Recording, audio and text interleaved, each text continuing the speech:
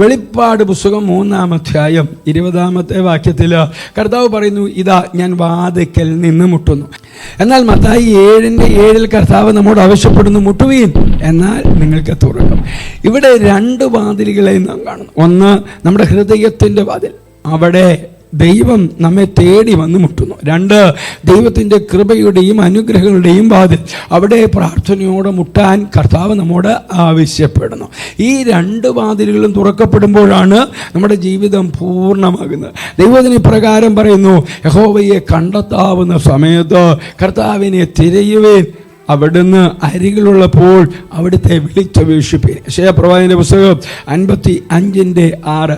ബൈബിളിലെ സക്കായിയുടെ ജീവിതം ഇതിന് വലിയൊരു ഉദാഹരണമാണ്. യേശു സക്കായിയുടെ ഹൃദയവാതിലിൽ മുട്ടിക്കൊണ്ട് അവനോട് പറഞ്ഞു, സക്കായിയെ വേഗം ഇറങ്ങി വാ, ഞാൻ ഇന്ന് നിന്റെ വീട്ടിൽ പാർക്കേണ്ടതാകുന്നു.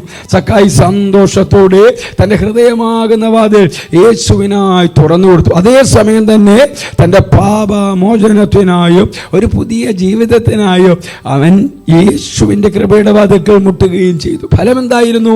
സക്കായിയുടെ ജീവിതം മാറിക്കഴിഞ്ഞു. അവൻ്റെ ഭവനത്തിൽ വലിയൊരു രക്ഷ ലഭിച്ചു. ഹൃദയത്തിൻ്റെ വാതിലിനകത്ത് മാത്രമേ പിടിയുള്ളൂ.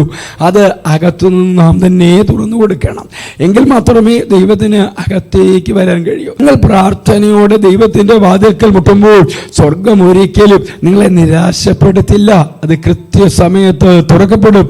നമ്മുടെ ജീവിതത്തിൽ കർത്താവ് വചനത്തിലൂടെയും പ്രാർത്ഥനയിലൂടെയും നമ്മുടെ ഹൃദയത്തിൽ മുട്ടുമ്പോൾ നാം അത് കേൾക്കാതെ ഭൗതിക കാര്യങ്ങളിൽ മുഴുകിയിരിക്കുകയാണോ? നമ്മുടെ ആവശ്യങ്ങളിൽ നാം ദൈവത്തിൻ്റെ വാതിൽക്കൽ മുട്ടാറുണ്ടോ?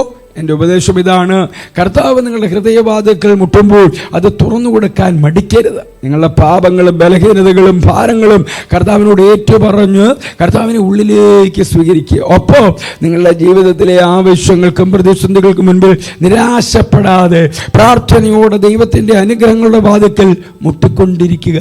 തുറക്കാതിരിക്കാൻ കർത്താവ് മനുഷ്യനല്ല, കർത്താവ് വിശ്വസ്തനാണ്. കർത്താവ് തൻ്റെ കൃപയുടെ വാതിൽ നിങ്ങൾക്കായി മനോഹരമായി തുറന്നു തരും. ക്രിസ്തുയേശുവിലൂടെ നിത്യതയ്ക്ക് ഉതകുന്ന ഒരു നല്ല ദിവസം ആശംസിക്കുന്നു.